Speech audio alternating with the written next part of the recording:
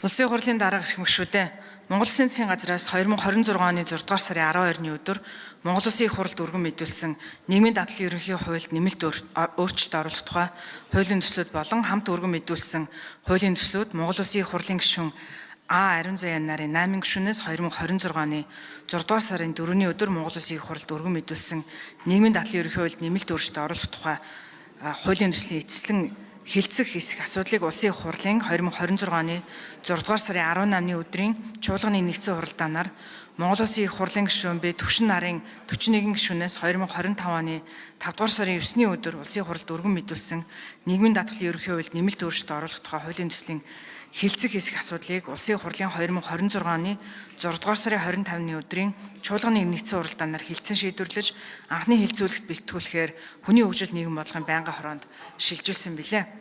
Монгол Улсын их хурлын чуулганы хуралдааны дэгийн тухай хуулийн 39-р зүйлийн 39-ийн 26 дахь хэсгийг үндэслэн дээрх хуулийн төслүүдийг анхны хилцүүлгийн шатанд нэгтгэн хилцүүлэх хүсэлтэй хууль санаачлагч нараас ирүүлсэнтэй холбогдуулан Монгол Улсын их хурлын даргын 2026 оны 6 дугаар сарын 23-ны өдрийн 279-р захирамжаар нийгмийн дадлын ерөнхий хуульд нэмэлт өөрчлөлт оруулах тухай хуулийн төслүүд болон хамт өргөн мэдүүлсэн хуулийн төслүүдийг нэгтгэн хилцүүлэхт бэлтгэх үүрэг бүхий ажлын хэсгийг Улсын их хурлын гишүүн Х. Булган туяагаар ахлуулж гишүүдэд Улсын их хурлын гишүүн Ц. Баатар хүү, Р. Батуул, С. Зулфкар, С. Отон туяа, Г. Уян гişиг, Г. Хос баяр, Б. Хэрлэн, С. Эрдэнэбат нарыг оролцуулан байгуулсан.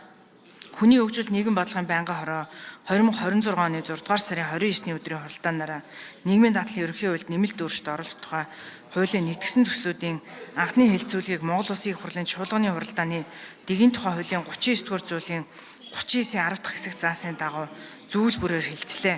Байнгын хорооны хуралдаанаар хуулийн төсөлтэй холбогдуулан ажлын хэсгээс гаргасан саналуудыг нэг бүрчлэн хэлцэж дараах санал дүгнэлтийг нэгдсэн хуралдаанд танилцуулж байна. Үүнд нэгт хөгжим бэрхшээлтэй иргэнийг ажилуулж байгаа 5 хүртэлх ажилтнаа ажил олгогчийг дэмжиж ажил олгогчийн төлөх тэтгэмжийн дадлан шимтгэлээс 60 хүртэлх сарын хугацаанд чөлөөлөхөөр. Хоёрт ахмад насны хөдөлмөрлөлтийг дэмжих хүрээнд эмэгтэй 55, эрэгтэй 60 наснд хүрсэн тэтгэвэр авагч болон цэргийн алба хасны тэтгэвэр тогтоолгосон иргэд ажил хөдөлмөрлөх тохиолдолд тэтгэврийн дадлан шимтгэлийг төлөхгүй байж болохоор 3 хэд хэдэн ажил гүйцэтгэх хөлсөөр ажиллах гэрээ болон тэдгээртэй адилдах гэрээний дагуу ажиллаж байгаа иргэн өөр таатай зөвхөн нэг гэрээг сонгон нийгмийн дадлан шимтгэл төлж болохоор.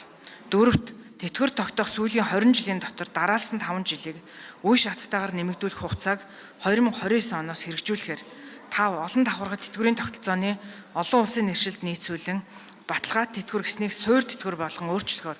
6 суур тэтгэврийн дадлын сангаас тэтгэвэр авч байгаа эмэгтэй 55, эрэгтэй 60 наснд хүрсэн нийт ахмад наснд авч байгаа тэтгэврийн хэмжээнээс нь хамааруулж улсын төсөөс сар бүр олгохоор тусгасан байна.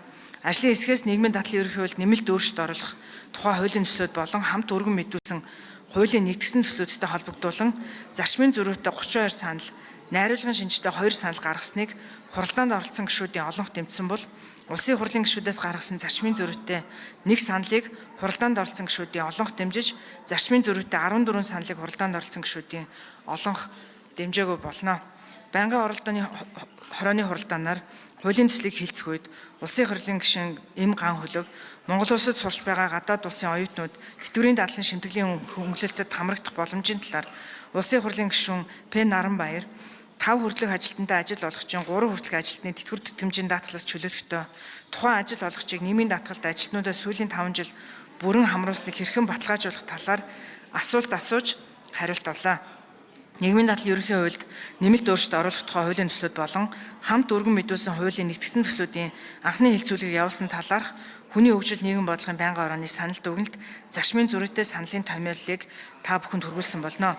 Улсын хурлын эрхэм гишүүдээ нийгмийн дадлын ерөнхий хуульд нэмэлт өөрчлөлт оруулах тухай хуулийн төслүүд болон хамт өргөн мэдүүлсэн нийгмийн дадлын ерөнхий хуульд нэмэлт өөрчлөлт оруулах тухай хуулийг дагаж мөрдөх журмын тухай нийгмийн дадлын сангаас олох тэтгэврийн тухай хуульд нэмэлт өөрчлөлт оруулах тухай нийгмийн дадлын сангаас олох тэтгэврийн тухай хуульд нэмэлт өөрчлөлт оруулах тухай хуулийг дагаж мөрдөх журмын тухай прокурорын тухай хуульд өөрчлөлт оруулах тухай Монгол улсын шүүхийн тухай хуульд өөрчлөлт оруулах тухай цэргийн албан хаагчийн тэтгэвэр тэтгэмжийн тухай хуульд нэмэлт оруулах тухай цэргийн албан хаагчийн тэтгэвэр тэтгэмжийн тухай хуульд нэмэлт оруулах тухай хуулийг дагаж мөрдөж журмын тухай, нийгмийн дадлын сангаас олох тэтгэмжийн тухай хуульд нэмэлт өөрчлөлт оруулах тухай, нийгмийн дадлын сангаас олох үйлдвэрлэлийн осол мэргэжлж татгалсан өвчний тэтгэвэр тэтгэмж төлбөрийн тухай хуульд нэмэлт өөрчлөлт оруулах тухай, нийгмийн дадлын сангаас олох үйлдвэрлэлийн осол мэргэжлж татгалсан өвчний тэтгэвэр тэтгэмж төлбөрийн тухай хуульд нэмэлт өөрчлөлт оруулах тухай хуулийг дагаж мөрдөх журмын тухай хуулийн төслүүдийн анхны хэлэлцүүлгийг явуулсан талаарх хүний хөгжил нийгэм бодлогын байнгын хорооны саналд өгнөлт зарчмын зөрүүтэй саналын томьёолыг